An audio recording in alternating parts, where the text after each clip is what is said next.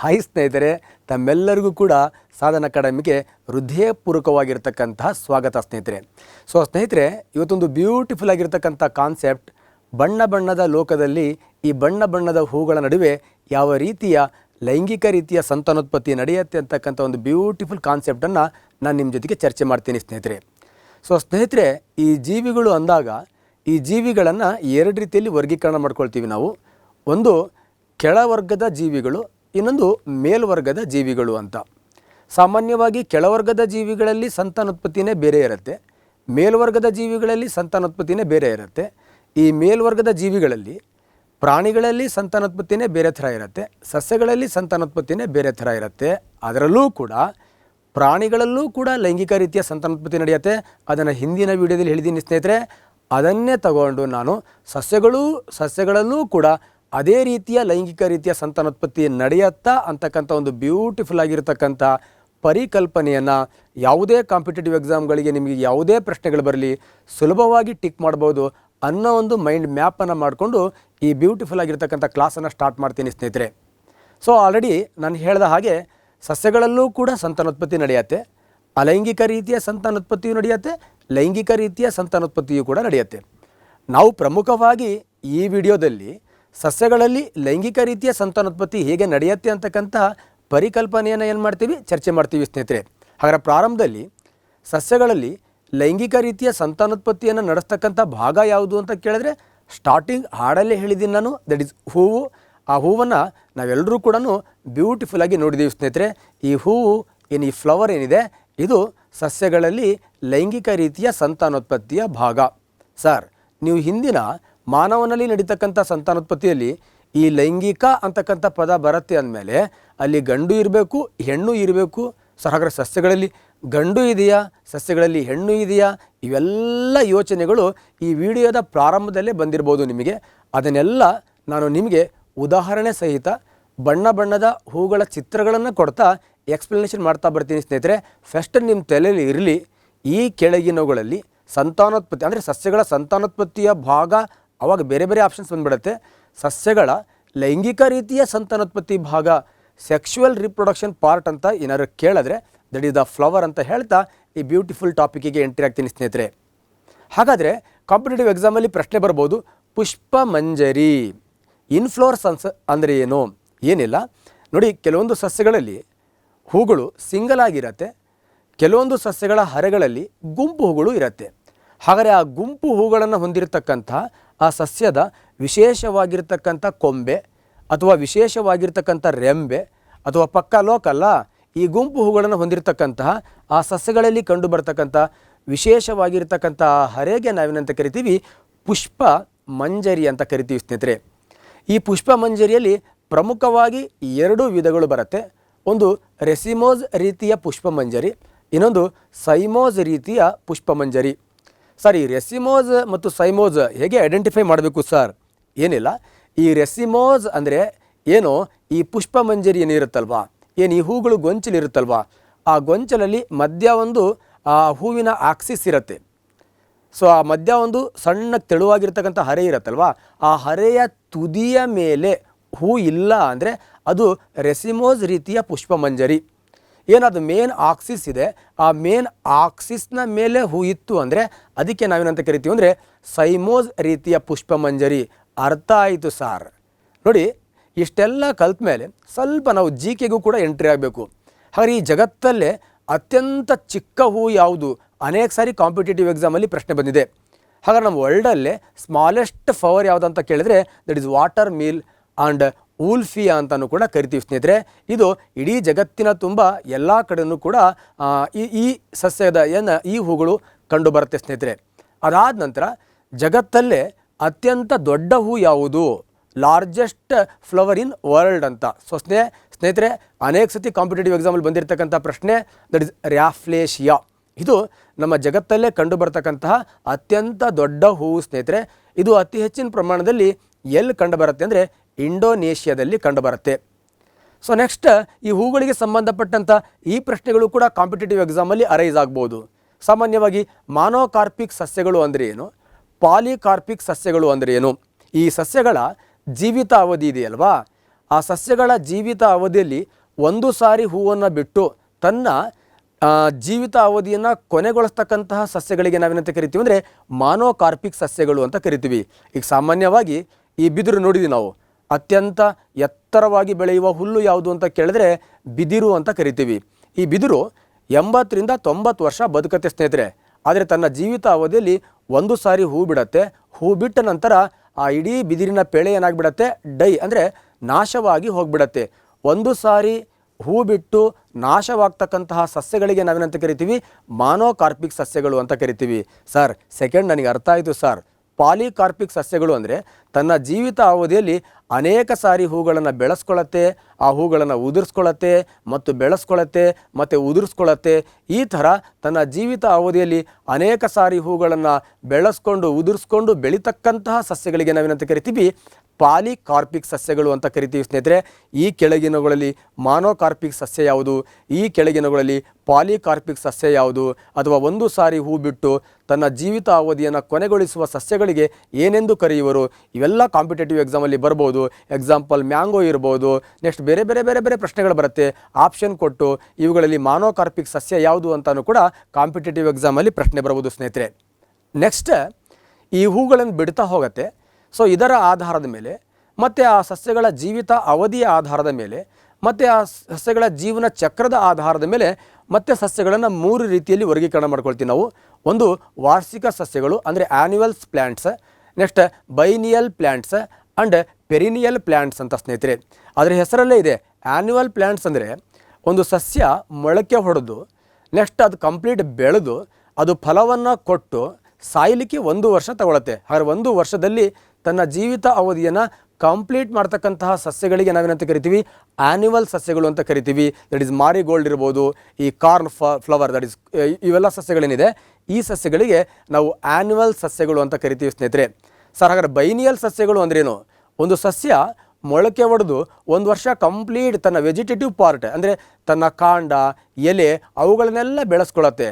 ಮುಂದಿನ ವರ್ಷ ಅದು ಹೂಗಳನ್ನು ಬಿಡಲಿಕ್ಕೆ ಪ್ರಾರಂಭ ಮಾಡುತ್ತೆ, ಆಮೇಲೆ ಹಣ್ಣನ್ನು ಕೊಡುತ್ತೆ, ಬೀಜ. ಅಂದರೆ ತನ್ನ ಒಂದು ಜೀವಿತಾವಧಿಯನ್ನು ಪೂರೈಸಲಿಕ್ಕೆ ಅದು 2 ವರ್ಷವನ್ನು ತಗೊಳುತ್ತೆ. ಇಂತಹ ಸಸ್ಯಗಳಿಗೆ ನಾವೇನಂತ ಕರಿತೀವಿ, ದ್ವೈವಾರ್ಷಿಕ ಸಸ್ಯಗಳು ಆರ್ ಬೈನಿಯಲ್ಸ್ ಪ್ಲ್ಯಾಂಟ್ ಅಂತ ಕರಿತೀವಿ ಸ್ನೇಹಿತರೆ. ಪೆರಿನಿಯಲ್ ಪ್ಲ್ಯಾಂಟ್ ಅಂದರೆ ಸರ್ ಬಹುವಾರ್ಷಿಕ ಸಸ್ಯಗಳು, ಅಂದರೆ ತನ್ನ ಜೀವಿತಾವಧಿಯನ್ನು ಅನೇಕ ವರ್ಷಗಳವರೆಗೂ ಕಳೀತಕ್ಕಂತಹ ಸಸ್ಯಗಳಿಗೆ ನಾವೇನಂತ ಕರಿತೀವಿ, ದಟ್ ಈಸ್ ಪೆರಿನಿಯಲ್ ಪ್ಲ್ಯಾಂಟ್ಸ್ ಅಂತ ಕರಿತೀವಿ. ಅರ್ಥ ಆಗಿದೆ ಅಂದ್ಕೊಂಡಿದ್ದೀನಿ. ಹೂವಿನ ಲೋಕ ನನ್ನದು ಅಂತ ಬ್ಯೂಟಿಫುಲ್ ಪಾಠನ ಸ್ಟಾರ್ಟ್ ಮಾಡಿ ಏನೇನೋ ಹೇಳ್ತಿದ್ದೀರಲ್ಲ ಸರ್. ನಾನು ಏನು ಹೇಳ್ತೀನೋ ಅವೆಲ್ಲ ಕಾಂಪಿಟೇಟಿವ್ ಎಕ್ಸಾಮಲ್ಲಿ ಬರುತ್ತೆ. ನಿಮ್ಮ ಬ್ಯೂಟಿಫುಲ್ ಹೂವಿಗೆ ನಾನು ಎಂಟ್ರಿ ಆಗ್ತೀನಿ ಸ್ನೇಹಿತರೆ.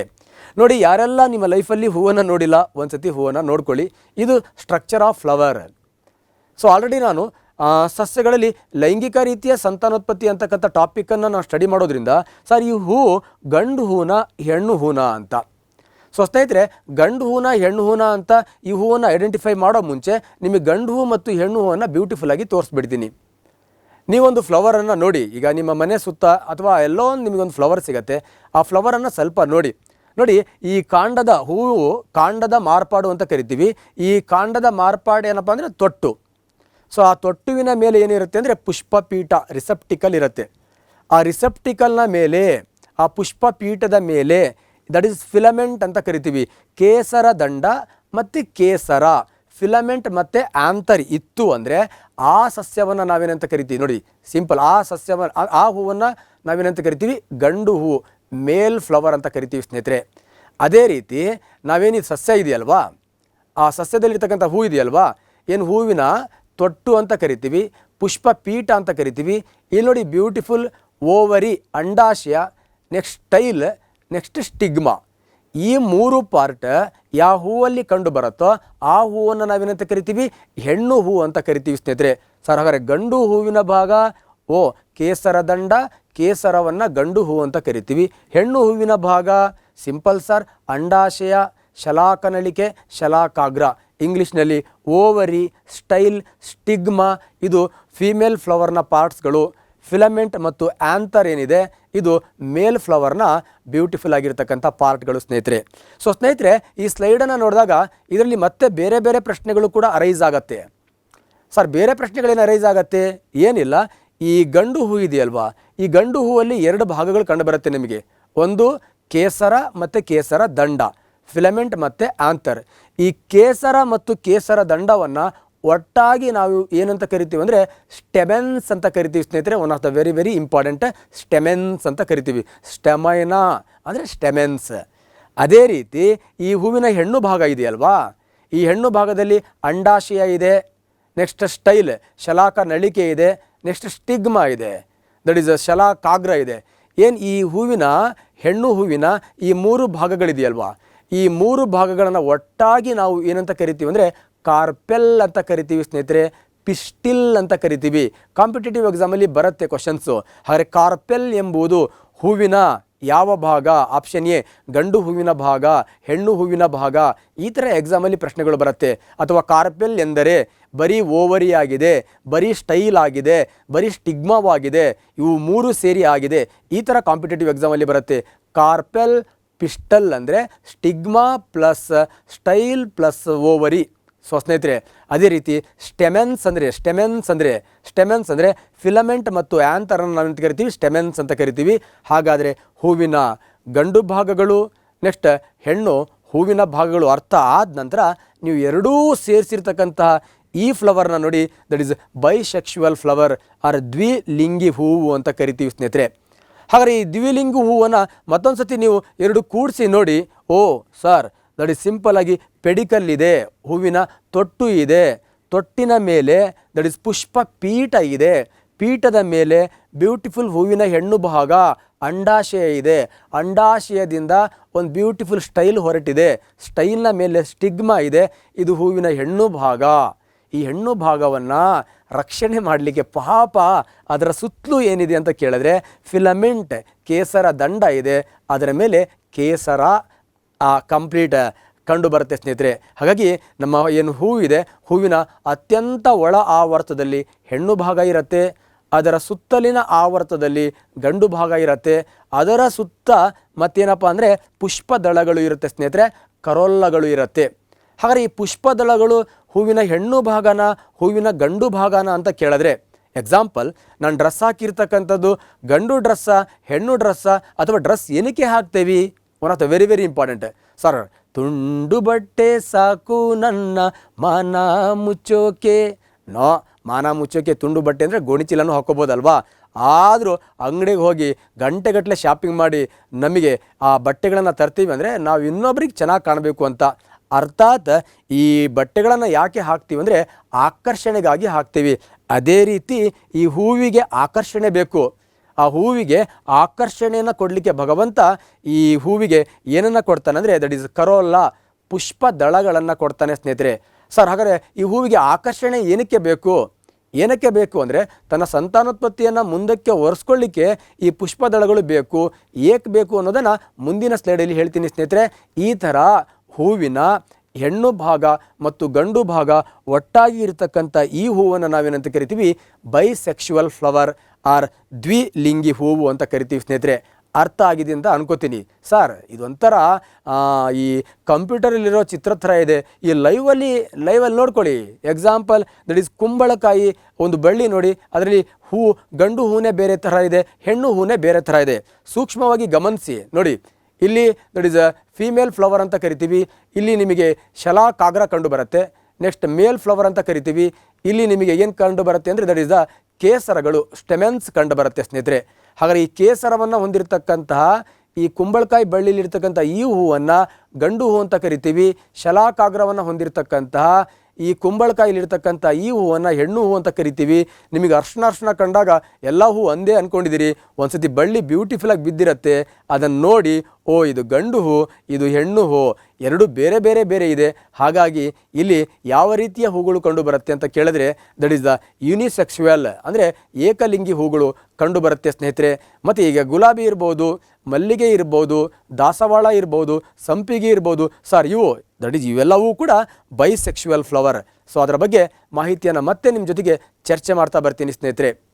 ಈಗ ನಮಗೆ ಈ ಹೂವಿನ ಗಂಡು ಭಾಗ ಯಾವುದು, ಹೆಣ್ಣು ಭಾಗ ಯಾವುದು ಬ್ಯೂಟಿಫುಲ್ಲಾಗಿ ಗೊತ್ತಾಗಿದೆ.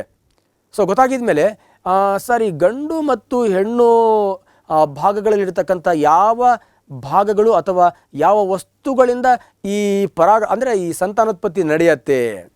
ನೋಡಿ, ಇಲ್ಲಿವರೆಗೂ ನಾನು ಏನು ಎಕ್ಸ್ಪ್ಲೇನ್ ಮಾಡಿದ್ದೀನಿ ನಿಮಗೆ. ಹೂವಲ್ಲಿ ಗಂಡು ಭಾಗ ಯಾವುದು, ಹೆಣ್ಣು ಭಾಗ ಯಾವುದು ಗೊತ್ತಿದ್ದರೆ ಸಾಕು. ಇನ್ಮೇಲಿರೋ ಎಲ್ಲ ಸ್ಲೈಡು ಕೂಡ ನಿಮಗೆ ಈಸಿಯಾಗಿ ಅರ್ಥ ಆಗತ್ತೆ.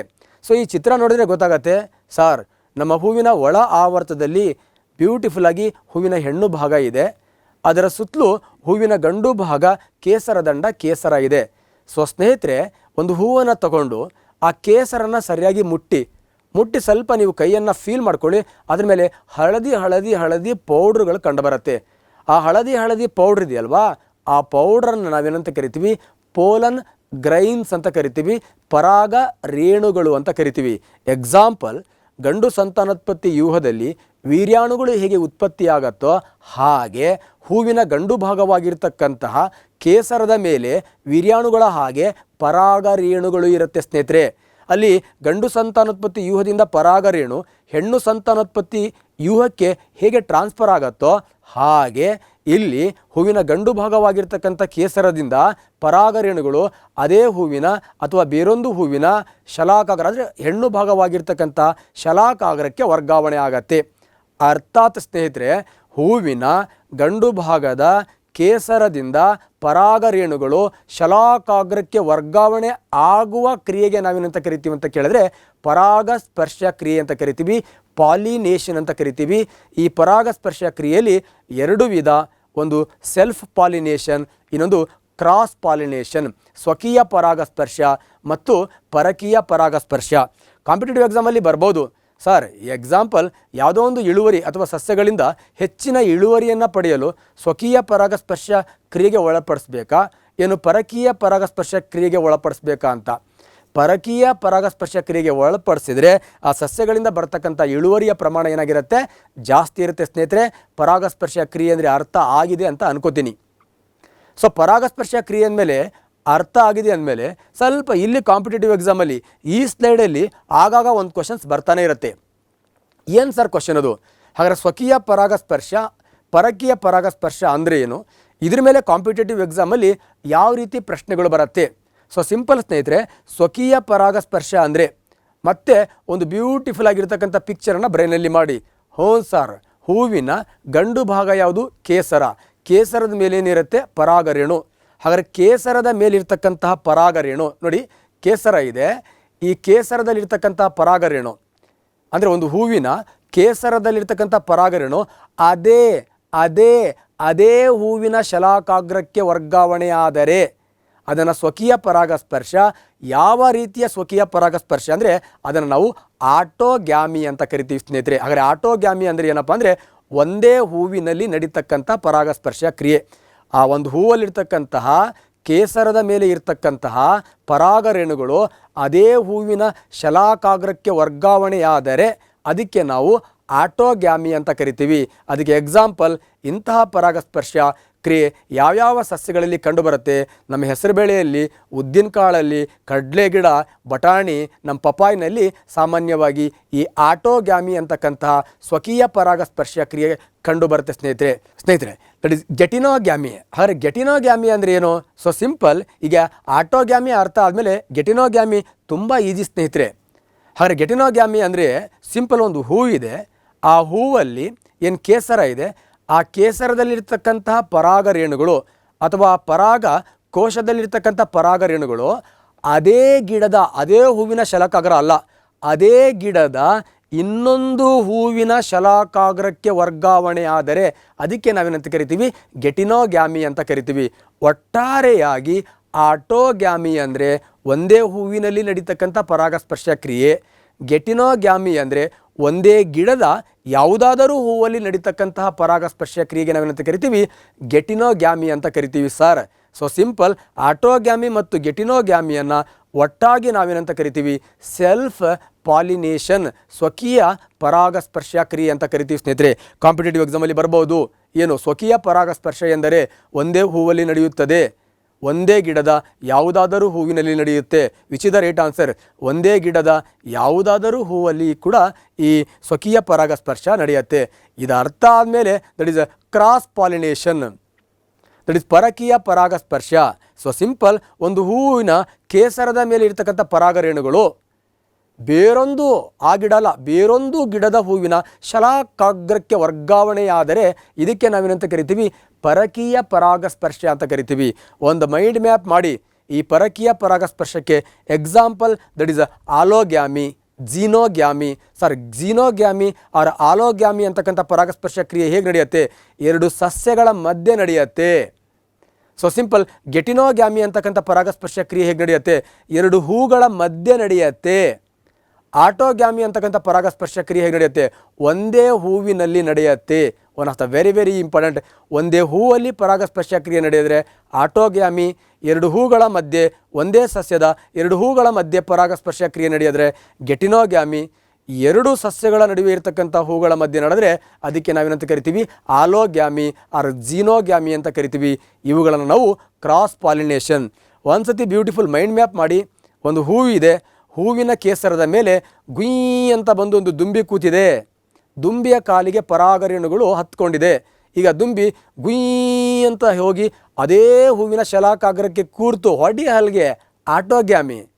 ಈಗ ಒಂದು ಕೇಸರದಿಂದ ಆ ಪರಾಗರೇಣುವನ್ನು ಅಂಟಿಸ್ಕೊಂಡಿರ್ತಕ್ಕಂಥ ಆ ದುಂಬಿ ಗುಯ್ ಅಂತ ಕೂರಾಗಿ ಬಂತು, ನೀನು ಶೂ ಅಂದೆ. ಅದೇ ಗಿಡದ ಮತ್ತೊಂದು ಹೂವಿನ ಶಲಾಕಾಗ್ರದ ಮೇಲೆ ಕೂತ್ರೆ ದಟ್ ಈಸ್ ಗೆಟಿನೋಗ್ಯಾಮಿ. ಸೊ ಸಿಂಪಲ್ ಸ್ನೇಹಿತರೆ, ಒಂದು ಹೂವಿನ ಪರಾಗಕೋಶದಿಂದ ಆ ಕೇಸರದಿಂದ ಅದರ ಮೇಲೆ ಕೂತಿರ್ತಕ್ಕಂತಹ ದುಂಬಿ ಸೊ ಗುಯ್ ಅಂತ ಅದೇ ಗಿಡದ ಮೇಲೆ ಕೂರಲಿಲ್ಲ, ಬೇಡಬೇಡಿ ಈ ಗಿಡ ಅಂತ ಹೇಳಿ ಬೇರೆ ಗಿಡದ ಹೂವಿನ ಶಲಾಕಾಗ್ರದ ಮೇಲೆ ಕೂರ್ತು ಅಂತ ಅನ್ಕೋ, that is the cross pollination. Sir ಎಕ್ಸಾಮಲ್ಲಿ ಕೇಳಲಿ ಬಿಡಿ ಸರ್, ಹಾಗಾದರೆ ಯಾವುಗಳಲ್ಲಿ ಯಾವ್ಯಾವ ಪಾಲಿನೇಷನ್ ಕಂಡು ಬರುತ್ತೆ ಎಕ್ಸಾಂಪಲ್ ಕೂಡ ಕೊಟ್ಟಿದ್ದೀನಿ, ನೋಡ್ಕೊಳ್ಳಿ. ಹೆಸರು ಕಾಳಲ್ಲಿ ಆಟೋಗ್ಯಾಮಿ ಕಂಡು ಬರುತ್ತೆ, ಮೇಯ್ಸ್ಗಳಲ್ಲಿ ಕ್ಯಾಸ್ಟರ್ ಅಂದರೆ ಹಳ್ಳೆಣ್ಣೆ, ನೆಕ್ಸ್ಟ್ ಈ ಕುಕುಂಬರ್ ಸೌತೆಕಾಯಿ, ನೆಕ್ಸ್ಟ್ ಕುಂಬಳಕಾಯಿ, ಇಲ್ಲೆಲ್ಲ ಗೆಟಿನೋಗ್ಯಾಮಿ ಕಂಡು ಬರುತ್ತೆ.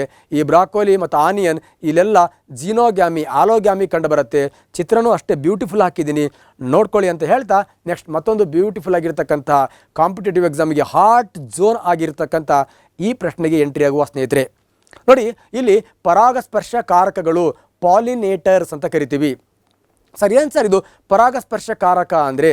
ಏನಿಲ್ಲ, ಈ ಪರಾಗಸ್ಪರ್ಶ ಕ್ರಿಯೆಗೆ ಸಹಾಯವನ್ನು ಮಾಡ್ತಕ್ಕಂತಹ ಘಟಕಗಳಿಗೆ ನಾವೇನಂತ ಕರಿತೀವಿ ಅಂದರೆ ಪರಾಗಸ್ಪರ್ಶ ಕಾರಕಗಳು ಅಂತ ಕರಿತೀವಿ. ಈ ಪಾಲಿನೇಷನ್ನಿಗೆ ಹೆಲ್ಪ್ ಮಾಡ್ತಕ್ಕಂತಹ ಕಾಂಪೋನೆಂಟ್ಸ್ಗಳಿಗೆ ನಾವೇನಂತ ಕರಿತೀವಿ ಅಂತ ಕೇಳಿದ್ರೆ ಪಾಲಿನೇಟರ್ಸ್ ಅಂತ ಕರಿತೀವಿ. ಸಾಮಾನ್ಯವಾಗಿ ಎರಡು ರೀತಿಯ ಪಾಲಿನೇಟರ್ಸ್ಗಳು, ಎರಡು ರೀತಿಯ ಪರಾಗಸ್ಪರ್ಶ ಕಾರಕಗಳು ಕಂಡುಬರುತ್ತೆ. ಕೆಲವೊಂದು ಪರಾಗಸ್ಪರ್ಶ ಕ್ರಿಯೆ ಜೀವಿಗಳಿಂದ ನಡೆಯುತ್ತೆ. ಇಂತಹ ಪರಾಗಸ್ಪರ್ಶ ಕಾರಕಗಳಿಗೆ ಜೈವಿಕ ಪರಾಗಸ್ಪರ್ಶ ಕಾರಕಗಳು ಬಯೋಟಿಕ್ ಪಾಲಿನೇಟರ್ಸ್ ಅಂತ ಕರಿತೀವಿ. ಕೆಲವೊಂದು ಪರಾಗಸ್ಪರ್ಶ ಕ್ರಿಯೆಗಳು ಅಂದರೆ ಅಜೈವಿಕವಾಗಿ ಈ ಗಾಳಿ ಮತ್ತು ನೀರಿನಿಂದ ನಡೆಯುತ್ತೆ. ಇಂತಹ ಪರಾಗಸ್ಪರ್ಶ ಕ್ರಿಯೆಗಳಿಗೆ ಕಾರಣವಾಗಿರ್ತಕ್ಕಂಥ ಈ ಕಾರಕಗಳಿಗೆ ನಾವು ಅಜೈವಿಕ ಪರಾಗಸ್ಪರ್ಶ ಕಾರಕಗಳು ಬಯೋಟಿಕ್ ಪಾಲಿನೇಟರ್ಸ್ ಅಂತ ಕರಿತೀವಿ ಸ್ನೇಹಿತರೆ. ಸಾಮಾನ್ಯವಾಗಿ ನಮ್ಮ ಪರಿಸರ ವ್ಯವಸ್ಥೆಯಲ್ಲಿ 80% ಪರಾಗಸ್ಪರ್ಶ ಕ್ರಿಯೆ ಜೈವಿಕ ಪರಾಗಸ್ಪರ್ಶ ಕಾರಕಗಳಿಂದ ನಡೆಯುತ್ತೆ. 20% ಪರಾಗಸ್ಪರ್ಶ ಕ್ರಿಯೆ ಅಜೈವಿಕ ಪರಾಗಸ್ಪರ್ಶ ಕಾರಕಗಳ ಮೂಲಕ ನಡೆಯುತ್ತೆ ಸ್ನೇಹಿತರೆ.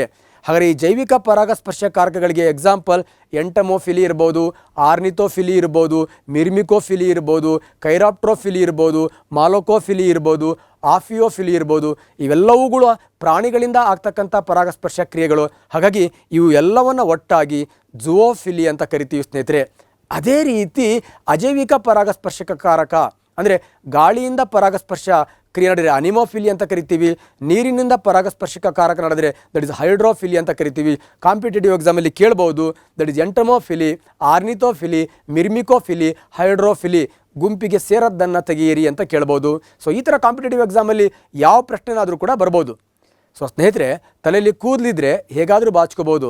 ಆ ಕಾನ್ಸೆಪ್ಟನ್ನು ಅರ್ಥ ಮಾಡಿಕೊಂಡ್ರೆ ಅವ್ನು ಹೆಂಗಾದರೂ ಪ್ರಶ್ನೆ ಕೇಳಿ ಬ್ಯೂಟಿಫುಲ್ಲಾಗಿ ಆನ್ಸರ್ ಮಾಡ್ಬೋದು ಅಂತ ಹೇಳ್ತಾ ನೆಕ್ಸ್ಟ್ ಒಂದೊಂದೇ ಈ ಪರಾಗಸ್ಪರ್ಶ ಕ್ರಿಯೆಗಳನ್ನು ನಿಮ್ಮ ಜೊತೆಗೆ ವಿತ್ ಬ್ಯೂಟಿಫುಲ್ ಪಿಕ್ಚರ್ಗಳ ಮೂಲಕ ಎಕ್ಸ್ಪ್ಲೇನ್ ಮಾಡ್ತಾ ಬರ್ತೀನಿ ಸ್ನೇಹಿತರೆ.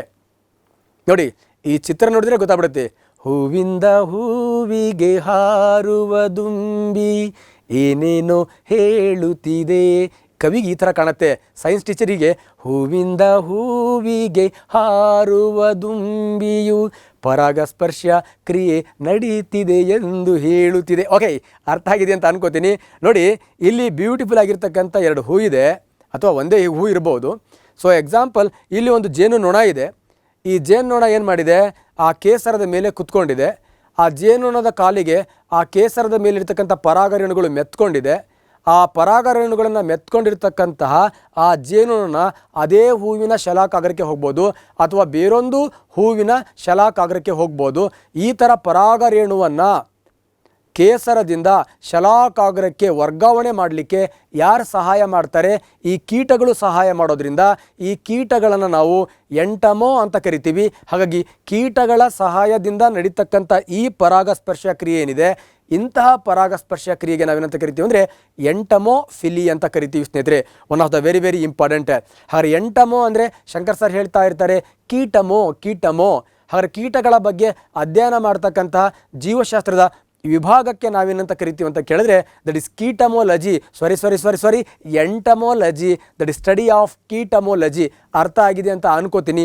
ಕೀಟಗಳಿಂದ ನಡೀತಕ್ಕಂಥ ಪರಾಗಸ್ಪರ್ಶ ಕ್ರಿಯೆಗೆ ಎಂಟಮೋಫಿಲಿ ಅಂತ ಕರಿತೀವಿ ಸ್ನೇಹಿತರೆ. ನೆಕ್ಸ್ಟ್ ಆರ್ನಿಥೋಫಿಲಿ, ಹಕ್ಕಿಗಳ ಸಹಾಯದಿಂದ ನಡೀತಕ್ಕಂಥ ಪರಾಗಸ್ಪರ್ಶ ಕ್ರಿಯೆಗೆ. ಹಾಗೆ ಆರ್ನಿಥೋಫಿಲಿಯಲ್ಲಿ ಪರಾಗಸ್ಪರ್ಶಕಾರಕ ಯಾವುದು ಅಂತ ಕೇಳಿದ್ರೆ ದಟ್ ಇಸ್ ಹಕ್ಕಿ. ಹಾಗೆ ಹಕ್ಕಿಗಳಿಂದ ನಡೀತಕ್ಕಂಥ ಪರಾಗಸ್ಪರ್ಶ ಕ್ರಿಯೆಗೆ ನಾವೇನಂತ ಕರಿತೀವಿ? ಆರ್ನಿಥೋಫಿಲಿ ಅಂತ ಕರಿತೀವಿ. ನೆಕ್ಸ್ಟ್ ಇರುವೆಗಳ ಮೂಲಕ ನಡೀತಕ್ಕಂಥ ಪರಾಗಸ್ಪರ್ಶ ಕ್ರಿಯೆಗೆ ನಾವು ಮಿರ್ಮಿಕೋಫಿಲಿ ಅಂತ ಕರಿತೀವಿ. ಸರ್, ಇರುವೆಗಳಿಂದ ಹೇಗೆ ಪರಾಗಸ್ಪರ್ಶ ಕ್ರಿಯೆ ನಡೆಯುತ್ತೆ? ಮತ್ತೆ ಎಕ್ಸ್ಪ್ಲೇನ್ ಮಾಡಲ್ಲ. ಆ ಇರುವೆ ಎತ್ತಲಾಗೋ ಓಡಾಡ್ತಾ ಇರಬೇಕಾದ್ರೆ ಕೇಸರದಲ್ಲಿರೋ ಪರಾಗರೇಣುಗಳು ಆ ಇರುವೆ ಕಾಲಿಗೋ ಮೈಗೋ ಅಂಟ್ಕೊಳ್ಳುತ್ತೆ. ಆ ಇರುವೆಗೆ ಕೇಸರ ನಾನು ಶಲಾಕಾಗ್ರಕ್ಕೆ ಹೋಗಬಾರ್ದು ಅಂತ ಏನು ಮೈಂಡ್ ಇರುತ್ತಾ? ಅದು ಹೋಗ್ತಾ ಇರುತ್ತೆ. ಅದರ ಕಾಲಲ್ಲಿರ್ತಕ್ಕಂಥ ಪರಾಗರೇಣುಗಳು, ಕೇಸರದಲ್ಲಿರ್ತಕ್ಕಂಥ ಪರಾಗರೇಣುಗಳು ಅದೇ ಹೂವು ಅಥವಾ ಬೇರೆ ಗಿಡ ಎಲ್ಲ ಒಂದು ಶಲಾಕಾಗ್ರಕ್ಕೆ ಏನಾಗ್ತಾ ಇರುತ್ತೆ? ವರ್ಗಾವಣೆ ಆಗ್ತಾ ಇರುತ್ತೆ. ಈ ಥರ ಪರಾಗರೇಣುಗಳ ವರ್ಗಾವಣೆಗೆ ಈ ಇರುವೆಗಳು ಸಹಾಯ ಮಾಡುತ್ತೆ. ಹಾಗಾಗಿ ಈ ಇರುವೆಗಳ ಸಹಾಯದಿಂದ ನಡೀತಕ್ಕಂಥ ಪರಾಗಸ್ಪರ್ಶ ಕ್ರಿಯೆಗೆ ನಾವೇನಂತ ಕರಿತೀವಿ ಅಂದರೆ ಮಿರ್ಮಿಕೋಫಿಲಿ ಅಂತ ಕರಿತೀವಿ. ಎಕ್ಸಾಂಪಲ್, ಈಗ ಕೈರಾಪ್ಟ್ರಾ ಅಂದರೆ ಕಪ್ಟ ಅಂತ ನೋಡಿ. ಕೈರಾಪ್ಟ್ರಾ, ಕಪ್ಟ, ಬಾವಲಿ, ಬ್ಯಾಟ್. ಹಾಗಾದರೆ ಈ ಬಾವಲಿಗಳಿಂದ ನಡೀತಕ್ಕಂತಹ ಪರಾಗಸ್ಪರ್ಶ ಕ್ರಿಯೆಗೆ ನಾವೇನಂತ ಕರಿತೀವಿ? ಕೈರಾಪ್ಟ್ರಾಫಿಲಿ ಅಂತ ಕರಿತೀವಿ ಸ್ನೇಹಿತರೆ. ಹಾವುಗಳ ಮೂಲಕ ನಡೀತಕ್ಕಂಥ ಪರಾಗಸ್ಪರ್ಶ ಕ್ರಿಯೆ ಎಕ್ಸ್ಪ್ಲೈನ್ ಮಾಡ್ತೀರಾ? ಮಾಡ್ತೀನಿ ಸರ್. ಹೂವಿನ ಮೇಲೆ ಆ ಇನ್ಫ್ಲೋರೆಸೆನ್ಸ್ ಮೇಲೆ ಹಾವು ಉಜ್ಕೊಂಡು ಹೋತು ಅಂದರೆ ಪಾಪ ಪರಾಗರೇಣುಗಳು ಅದನ್ನು ಕಚ್ಕೊಂಡು ಕೇಸರದಿಂದ ಶಲಾಕಾಗ್ರಕ್ಕೆ ವರ್ಗಾವಣೆ ಆಗತ್ತೆ. ವರ್ಗಾವಣೆ ಮಾಡಿದ್ದು ನಮ್ಮ ನಾಗಪ್ಪನ ಮೂಲಕ ಈ ಬ್ಯೂಟಿಫುಲ್ ಆಗಿರ್ತಕ್ಕಂಥ ಪರಾಗಸ್ಪರ್ಶ ಕ್ರಿಯೆ ನಡೆದ್ರೆ ಇದಕ್ಕೆ ನಾವೇನಂತ ಕರಿತೀವಿ? ಆಪಿಯೋಫಿಲಿ ಅಂತ ಕರಿತೀವಿ ಸ್ನೇಹಿತರೆ. ಈ ಥರ ಪ್ರಾಣಿಗಳ ಮೂಲಕ, ಪ್ರಾಣಿಗಳ ಸಹಾಯದಿಂದ ನಡೀತಕ್ಕಂತಹ ಈ ಎಲ್ಲ ಪರಾಗಸ್ಪರ್ಶ ಕ್ರಿಯೆಗಳಿಗೆ ನಾವು ದಟ್ ಈಸ್ ಜುವಾಫಿಲಿ ಅಂತ ಕರಿತೀವಿ ಸ್ನೇಹಿತರೆ. ನೋಡಿ, malacophily one of the very very important. ಮಾಲಕೋ ಅಂದರೆ ಏನು ಸರ್? ಮಾಲಕೋ ಅಂದರೆ ಮೃದ್ವಂಗಿ, ಮೊಲಸ್ಕಾ ಅಂತ ಕರಿತೀವಿ ನಾವು. ಮೃದುವಾದ ದೇಹವನ್ನು ಹೊಂದಿರತಕ್ಕಂತಹ ಪ್ರಾಣಿಗಳು. ಆ ಮೊಲಸ್ಕಾ, ಆ ಮೃದ್ವಂಗಿಗಳಲ್ಲಿ ಈ ಬಸವನ ಹುಳುನು ಕೂಡ ಒಂದು ಎಕ್ಸಾಂಪಲ್ ಸ್ನೇಹಿತರೆ. ಹಾಗಾದರೆ ಪರಾಗಸ್ಪರ್ಶ ಕ್ರಿಯೆಗೆ ಈ ಬಸವನ ಹುಳು ಸಹಾಯ ಮಾಡುತ್ತೆ. ಬಸವನ ಹುಳು ಯಾವ ವಂಶದಲ್ಲಿ ಇದೆ ಅಂತ ಕೇಳಿದರೆ ಮೃದ್ವಂಗಿಗಳಲ್ಲಿದೆ. ಮೃದ್ವಂಗಿಗಳ ಬಗ್ಗೆ ಅಧ್ಯಯನ ಮಾಡ್ತಕ್ಕಂಥ ಜೀವಶಾಸ್ತ್ರದ ವಿಭಾಗಕ್ಕೆ ನಾವೇನಂತ ಕರಿತೀವಿ? ದಟ್ ಈಸ್ ಮೊಲಸ್ಕಾ ಅಂತ ಕರಿತೀವಿ. ಆ ಮೊಲಸ್ಕಾ ಪದನೇ ಮೇಲೇನಾಗಿ ಬಂದಿದೆ? ಮಾಲಕೋಫಿಲಿ. ಹಾಗೆ ಮಾಲಕೋಫಿಲಿ ಅಂದರೆ ಮೃದ್ವಂಗಿಗಳ ಸಹಾಯದಿಂದ ನಡೀತಕ್ಕಂತಹ ಪರಾಗಸ್ಪರ್ಶ ಕ್ರಿಯೆಗೆ ನಾವೇನಂತ ಕರಿತೀವಿ? ಮಾಲಕೋಫಿಲಿ ಅಂತ ಕರಿತೀವಿ ಸ್ನೇಹಿತರೆ. ಇಲ್ಲಿವರೆಗೂ ನಾನು ನಿಮಗೆ ಜೈವಿಕ ಪರಾಗಸ್ಪರ್ಶ ಕ್ರಿಯೆಯ ಬಗ್ಗೆ ಸಂಪೂರ್ಣವಾಗಿರ್ತಕ್ಕಂಥ ಬಣ್ಣದ ಚಿತ್ರಗಳನ್ನು ತೋರಿಸ್ತಾ ಎಕ್ಸ್ಪ್ಲೇಷನ್ ಮಾಡಿದ್ದೀನಿ ಸ್ನೇಹಿತರೆ. ಕಾಂಪಿಟೇಟಿವ್ ಎಕ್ಸಾಮಲ್ಲಿ ಬರುತ್ತೆ ಮಾಲಕೋಫಿಲಿ ಈ ಕೆಳಕಂಡ ಯಾವ ಜೀವಿಗಳಿಂದ ನಡೆಯುತ್ತೆ? ಆರ್ನಿಥೋಫಿಲಿ, ಆರ್ ಮಿರ್ಮಿಕೋಫಿಲಿ, ಆರ್ ಎಂಟಮೋಫಿಲಿ. ಇವೆಲ್ಲ ಅರ್ಥ ಆಗಿದೆ ಅಂತ ಅಂದ್ಕೊಂಡು ಏಬಯೋಟಿಕ್ ಪಾಲಿನೇಟರ್ಸ್ಗಳ ಬಗ್ಗೆ ನಮ್ಮ ಒಂದು ಬ್ಯೂಟಿಫುಲ್ ಪಯಣನ ಸ್ಟಾರ್ಟ್ ಮಾಡ್ತೀನಿ ಸ್ನೇಹಿತರೆ. ನೋಡಿ, ಇದು ಸ್ವಲ್ಪ ಕನ್ಫ್ಯೂಷನ್ಸ್ ಮಾಡ್ತಕ್ಕಂತಹ ಪ್ರಶ್ನೆ.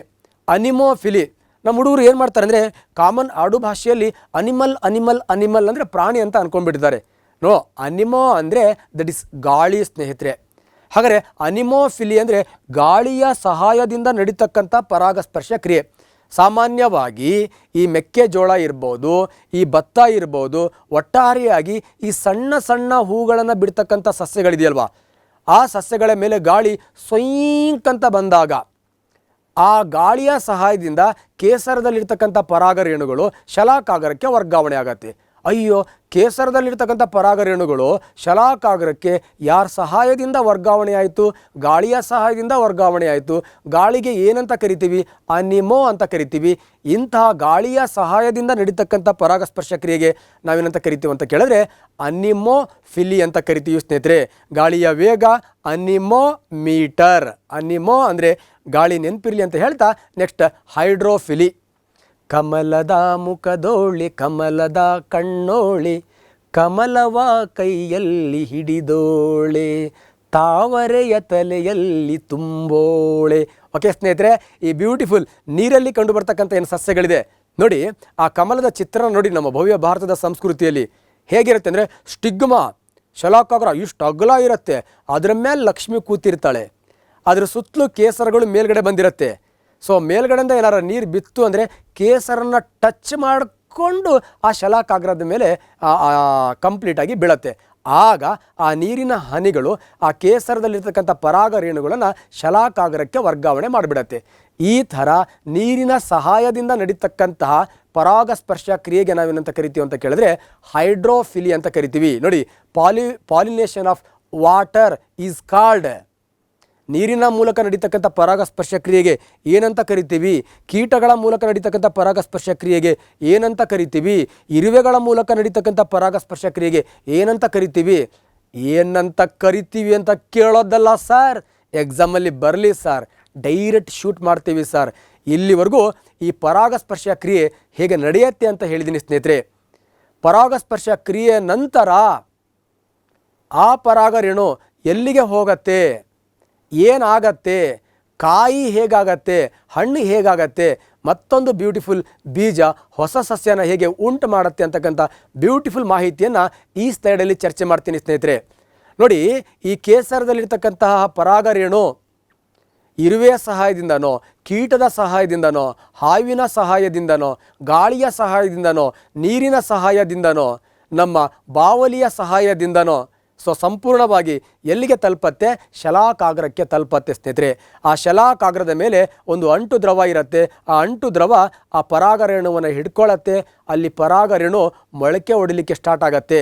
ನಂತರ ಆ ಕೇಸರದ ಅದು ಆ ಶಲಾಕಾಗ್ರದಿಂದ ಶಲಾಕ ನಳಿಕೆಯ ಮೂಲಕ ಆ ಪರಾಗರೇಣು ಎಲ್ಲಿಗೆ ಬರುತ್ತೆ ಅಂತ ಕೇಳಿದ್ರೆ ನಮ್ಮ ಬ್ಯೂಟಿಫುಲ್ ಓವರಿಗೆ ಬರುತ್ತೆ ಸ್ನೇಹಿತರೆ. ನೋಡಿ, ಇಲ್ಲಿ ಕೇಸರದಲ್ಲಿರ್ತಕ್ಕಂಥ ಪರಾಗರೇಣು ಆ ಪಾಲಿನೇಟರ್ಸ್ ಪರಾಗಸ್ಪರ್ಶಕಾರಕಗಳ ಸಹಾಯದಿಂದ ಶಲಾಕಾಗ್ರಕ್ಕೆ ವರ್ಗಾವಣೆ ಆಗತ್ತೆ. ಶಲಾಕಾಗ್ರದಲ್ಲಿ ಮೊಳಕೆ ಒಡೆದು ಶಲಾಕ ನಳಿಕೆಯ ಮೂಲಕ ಕೇಸರಕ್ಕೆ ಬರುತ್ತೆ. ಶಲಾಕ ನಳಿಕೆಯ ಮೂಲಕ ಅಂಡಾಶಯಕ್ಕೆ ಬರುತ್ತೆ ಸ್ನೇಹಿತರೆ. ಹಾಗಾದರೆ ಅಂಡಾಶಯದಲ್ಲಿ ಏನಿರುತ್ತೆ ಅಂದರೆ ಓವ್ಯೂಲ್, ಅಂಡಾಣು ಇರುತ್ತೆ. ಈ ಅಂಡಾಣುವಿನ ಒಳಗಡೆ ಇಲ್ಲಿಂದ ಬಂದಿರತಕ್ಕಂಥ ಕೇಸರ ಏನಾಗತ್ತೆ? ಎಂಟ್ರಿ ಆಗತ್ತೆ. ಈ ಅಂಡಾಣುವಿನ ಒಳಗಡೆ ಈ ಕೇಸರ ಎಂಟ್ರಿ ಆಗ್ತಕ್ಕಂಥ ಪ್ರಕ್ರಿಯೆಗೆ ನಾವೇನಂತ ಕರಿತೀವಿ? ಫರ್ಟಲೈಜೇಷನ್ ಅಂತ ಕರಿತೀವಿ, ನಿಷೇಚನ ಅಂತ ಕರಿತೀವಿ. ಸಾಮಾನ್ಯವಾಗಿ ನಾನು ಕಂಪ್ಲೀಟಾಗಿ ನಿಮಗೆ ದಟ್ ಇಸ್ ಹ್ಯೂಮ್ಯಾನ್ ರಿಪ್ರೊಡಕ್ಷನಲ್ಲಿ ಹೇಳಿದ್ದೀನಿ ಸ್ನೇಹಿತರೆ. ನಿಷೇಚನ ಅಂದರೆ ಅಂಡಾಣುವಿನ ಒಳಗಡೆ ವೀರ್ಯಾಣು ಹೋಗುವ ಪ್ರಕ್ರಿಯೆ. ಇಲ್ಲಿ ಅದೇ ಅಂಡಾಣುವಿನ ಒಳಗಡೆ ಪರಾಗರೇಣು ಹೋಗುವ ಪ್ರಕ್ರಿಯೆಗೆ ನಾವೇನಂತ ಕರಿತೀವಿ? ಸಸ್ಯಗಳಲ್ಲಿ ನಿಷೇಚನ ಅಂತ ಕರಿತೀವಿ ಸ್ನೇಹಿತರೆ. ಹಾಗಾಗಿ ಈ ಅಂಡಾಣು ವೀರ್ಯಾಣು ಅಥವಾ ಪರಾಗರೇಣುವನ್ನು ತನ್ನ ಒಳಗಡೆ ಹಾಕ್ಕೊಂಡು ಫಲಿತ ಅಂಡಾಣು ಆಗತ್ತೆ, ಯುಗ್ಮಜ ಆಗತ್ತೆ. ಈ ಯುಗ್ಮಜ ಇಲ್ಲಿ ಸ್ನೇಹಿತರೆ ನಮ್ಮ ಓವರಿಯಲ್ಲಿ ದಟ್ ಈಸ್ ಬೀಜವಾಗತ್ತೆ. ನೆಕ್ಸ್ಟ್ ಇಡೀ ಓವರಿ ಏನಾಗತ್ತೆ? ಓವರಿ ಕಾಯಿ ಆಗತ್ತೆ, ಕಾಯಿ ಹಣ್ಣಾಗತ್ತೆ, ಹಣ್ಣಲ್ಲಿ ಬೀಜ ಇರುತ್ತೆ. ಮುಂದೆ ಏನಾಗತ್ತೆ? ಬ್ಯೂಟಿಫುಲ್ಲಾಗಿ ನೋಡ್ಕೊಳ್ಳಿ ಸ್ನೇಹಿತರೆ. ಪರಾಗ ಕೋಶದಲ್ಲಿರ್ತಕ್ಕಂತಹ ಪರಾಗರೇಣು ಶಲಾಕಾಗ್ರಕ್ಕೆ ಬಂದು ಮೊಳಕೆ ಒಡೆದು ಶಲಾಕ ನಳಿಕೆಯ ಮೂಲಕ ಸ್ಟೈಲ್ನ ಮೂಲಕ ಓವರಿಗೆ ಬರುತ್ತೆ. ಓವರಿಯಲ್ಲಿರ್ತಕ್ಕಂಥ ಓವ್ಯೂಲ್ ಅಂಡಾಣುವಿನ ಒಳಗಡೆ ಆ ಪರಾಗರೇಣು ಎಂಟ್ರಿ ಆಗತ್ತೆ.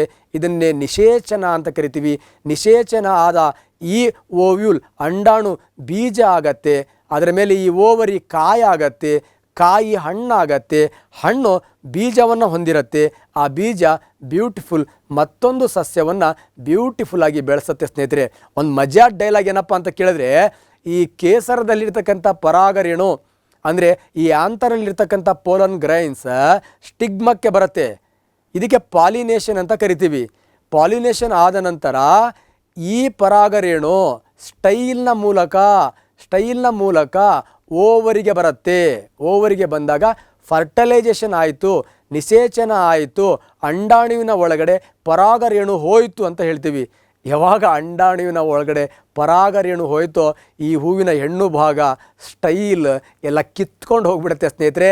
ಈ ಓವರಿ ಏನಾಗತ್ತೆ, ಕಾಯಿ ಆಗತ್ತೆ, ನೆಕ್ಸ್ಟ್ ಹಣ್ಣಾಗತ್ತೆ, ನೆಕ್ಸ್ಟ್ ಬೀಜ ಆಗತ್ತೆ, ಬೀಜ ಮತ್ತೊಂದು ಸಸ್ಯವಾಗಿ ಬೆಳೆಯುತ್ತೆ. ಆ ಸಸ್ಯ ಮತ್ತೆ ಬ್ಯೂಟಿಫುಲ್ ಆಗಿರ್ತಕ್ಕಂಥ ಪರಿಸರ ವ್ಯವಸ್ಥೆಯನ್ನು ನೀಟಾಗಿ ಉಳಿಸ್ಕೊಳ್ಳುತ್ತೆ, ನಮಗೆ ಬದುಕಲಿಕ್ಕೆ ಆಕ್ಸಿಜನ್ನ ಕೊಡುತ್ತೆ. ಅಷ್ಟೇ ಅಲ್ಲ, ನಮಗೆ ಆಹಾರನೂ ಕೊಡುತ್ತೆ. ಇವೆಲ್ಲ ಈ ಪ್ರಾಣಿ ಸಂಕುಲವನ್ನು ಕಾಪಾಡಲಿಕ್ಕೆ ಸಂಭವಾಮಿ ಯುಗೆ ಯುಗೆ ಯುಗೆ ಅನ್ನೋ ಹಾಗೆ ತನ್ನಷ್ಟಕ್ಕೆ ತಾನು ಬೆಳ್ಕೊಂಡು ನಿಸ್ವಾರ್ಥತೆಯಿಂದ ಈ ಭೂಮಿಯ ಮೇಲೆ ಜೀವಿಗಳನ್ನು ಉಳಿಸತ್ತೆ ಸ್ನೇಹಿತರೆ. ಸರ್, ಇಲ್ಲಿಗೆ ನನಗೆ ಸ್ವಲ್ಪ ಫರ್ಟಿಲೈಸೇಷನ್ ಅಂದರೆ ಏನು, ಅಂದರೆ ನಿಷೇಚನ ಅಂದ್ರೇನು ಅರ್ಥ ಆಯಿತು, ಪರಾಗಸ್ಪರ್ಶ ಕ್ರಿಯೆ ಅಂದ್ರೂ ಅರ್ಥ ಆಯಿತು. ಪರಾಗಸ್ಪರ್ಶ ಕ್ರಿಯೆ ಅಂದರೆ ಅದು ಫಿಸಿಕಲ್ ಪ್ರೊಸೆಸ್, ಭೌತಿಕ ಕ್ರಿಯೆ. ಅಂದರೆ ಒಂದು ಪರಾಗಕೋಶದಿಂದ ಪರಾಗರೇಣು ಶಲಾಕಾಗ್ರಕ್ಕೆ ಹೋಗೋದು. ನಿಷೇಚನ ಅಂದರೆ ಇದು ದಟ್ ಇಸ್ ಫಿಸಿಯೋಲಾಜಿಕಲ್ ಪ್ರೊಸೆಸ್. ಅಂದರೆ ಕಂಪ್ಲೀಟ್ ನಮ್ಮ ಶಲಾಕಾಗ್ರದಿಂದ ಶಲಾಕ ನಳಿಕೆಯ ಮೂಲಕ ಅಂಡಾಣುವಿನ ಒಳಗಡೆ ಈ ಪರಾಗರೇಣು ಹೋಗ್ತಕ್ಕಂಥದ್ದಕ್ಕೆ ನಾವೇನಂತ ಕರಿತೀವಿ, ಫರ್ಟಲೈಜೇಷನ್, ನಿಷೇಚನ ಅಂತ ಕರಿತೀವಿ. ಅವೆಲ್ಲ ಅರ್ಥ ಆಯ್ತು. ಈ ಹುಡುಗಿ ಯಾಕೆ ಹೆದರ್ಕೋತಿದ್ದಾಳೆ sir? One of the very very important. ಪಾಪ ಈ ಹುಡುಗಿ ತುಂಬ ಸತಿ ಹೂ ಅಂದರೆ ಹೂವನ್ನು ಇಷ್ಟಪಟ್ಟಿರ್ಬೋದು. ಆ ಹೂವನ್ನು ಇಷ್ಟಪಟ್ಟು ಯಾವತ್ತೋ ಒಂದು ದಿವಸ ಕಷ್ಟ ಆಗಿರ್ಬೋದು.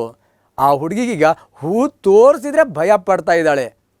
ಅಂದರೆ ಆ ಹೂವು ನೋಡಿದಾಗ ಯಾರಿಗೆ ಭಯ ಆಗತ್ತೋ ಅದಕ್ಕೆ ನಾವೇನಂತ ಕರಿತೀವಿ, ಆಂಥೋಫೋಬಿಯಾ ಅಂತ ಕರಿತೀವಿ. ಹೂಗಳ ಕಂಡ ತಕ್ಷಣ ಭಯ ಆಗ್ತಕ್ಕಂಥದ್ದನ್ನು ಆಂಥೋಫೋಬಿಯಾ. ಸಾರ್, ನನಗೆ ಆಂಥೋಫೋಬಿಯಾ ಅಲ್ಲ ಸಾರ್, ಹೂ ಅಂದ ತಕ್ಷಣವೇ ಖುಷಿ sir, anthophilia sir. One of the very very important. Hydrophobia ಅಂದರೆ ನೀರನ್ನು ಕಂಡ ತಕ್ಷಣ ಭಯ ಆಗ್ತಕ್ಕಂಥದ್ದು. ನಮೋಫೋಬಿಯಾ ಅಂದರೆ ಮೊಬೈಲ್ ಎಲ್ಲಿ ಕಳೆದು ಹೋಗಿದೆಯೋ ಅಂತ ಹಗಲಗಲ ಜೇಬು ಮುಟ್ಕೊಳ್ಳೋದು ನಮೋಫೋಬಿಯಾ. ಅದೇ ರೀತಿ ಈ ಹೂವನ್ನು ಕಂಡ ತಕ್ಷಣ ಉಂಟಾಗ್ತಕ್ಕಂಥ ಭಯಕ್ಕೆ ನಾವೇನಂತ ಕರಿತೀವಿ, ಆಂಥೋಫೋಬಿಯಾ. ಆಂಥೋ ಅಂದರೆ ನಿಮ್ಮೆಲ್ಲ ಗೊತ್ತಿದೆ ಏನು, ಹೂ ಇದೆ, ಹೂವಿನ ಗಂಡು ಭಾಗ ಆಂಥರ್, ಅದಕ್ಕೆ ಆಂಥೋಫೋಬಿಯಾ. ಹಾಗಾಗಿ ಕಾಂಪಿಟೇಟಿವ್ ಎಕ್ಸಾಮಲ್ಲಿ ಬರ್ಬೋದು ನಿಮಗೆ. ಆಂಥೋಫೋಬಿಯಾ ಅಂದರೆ ಹೂವನ್ನು ಕಂಡಾಗ ಉಂಟಾಗ್ತಕ್ಕಂಥ ಭಯಕ್ಕೆ ನಾವೇನಂತ ಕರಿತೀವಿ, ಆಂಥೋಫೋಬಿಯಾ ಅಂತ ಕರಿತೀವಿ ಸ್ನೇಹಿತರೆ. ಸೊ ಸ್ನೇಹಿತರೆ, ಒಂದು ಬ್ಯೂಟಿಫುಲ್ ಆಗಿರ್ತಕ್ಕಂಥ ಟಾಪಿಕ್ಕನ್ನು ವಿತ್ ಸ್ಲೈಡ್ನ ಮೂಲಕ ನಾನು ನಿಮ್ಮ ಜೊತೆಗೆ ಎಕ್ಸ್ಪ್ಲನೇಷನ್ ಮಾಡಿದ್ದೀನಿ ಸ್ನೇಹಿತರೆ. ಎಂಜಾಯ್ ಮಾಡಿ. ಮತ್ತೇನಾದರೂ ನಿಮಗೆ ಕನ್ಫ್ಯೂಷನ್ಸ್ ಇತ್ತು ಅಂದರೆ ಕಾಮೆಂಟ್ ಮಾಡಿ. ಹೂವಿನ ಲೋಕ ನನ್ನದು, ಅದರಲ್ಲಿ ಒಂದು ಹೂವು ನಿಮ್ಮದು, ಕುಸುಮಗಳ ರಾಣಿಯೇ, ಪ್ರೇಮಿಗಳ ಪ್ರೇಮಿಯೇ, ಸಿಂಧೂರ ಗುಲಾಬಿ ಹೂವೆ ನಿನ್ನ ದುಂಬಿನ. ಸೊ ಸ್ನೇಹಿತರೆ, happiness is A state of mind. ಖುಷಿ ಅನ್ನೋದು ದುಡ್ಡಲ್ಲಿ ಇಲ್ಲ, ಖುಷಿ ಅನ್ನೋದು ಕೆಲಸದಲ್ಲಿ ಇಲ್ಲ, ಖುಷಿ ಅಂತಕ್ಕಂಥದ್ದು ಪ್ರಯಾಣದಲ್ಲಿ ಇಲ್ಲ. ಖುಷಿ ಅನ್ನೋದು ನಮ್ಮ ಬ್ಯೂಟಿಫುಲ್ ಮೈಂಡಲ್ಲಿ ಇದೆ. ಮೈಂಡನ್ನು ಬ್ಯೂಟಿಫುಲ್ ಖುಷಿಯಾಗಿ ಇಟ್ಕೊಳ್ಳಿ, ನಿಮ್ಮ ಲೈಫು ಕೂಡ ಖುಷಿಯಾಗಿ ಇರುತ್ತೆ ಅಂತ ಹೇಳ್ತಾ ಈ ವಿಡಿಯೋನ ಸ್ಟಾಪ್ ಮಾಡ್ತೀನಿ ಸ್ನೇಹಿತರೆ. ಮತ್ತೊಂದು ವಿಡಿಯೋದಲ್ಲಿ ನಾನು ನಿಮ್ಮ ಜೊತೆಗೆ ಚರ್ಚೆ ಮಾಡ್ತೀನಿ. ಎಲ್ರಿಗೂ ಭಗವಂತ ಒಳ್ಳೇದು ಮಾಡಲಿ. ನಮಸ್ಕಾರ.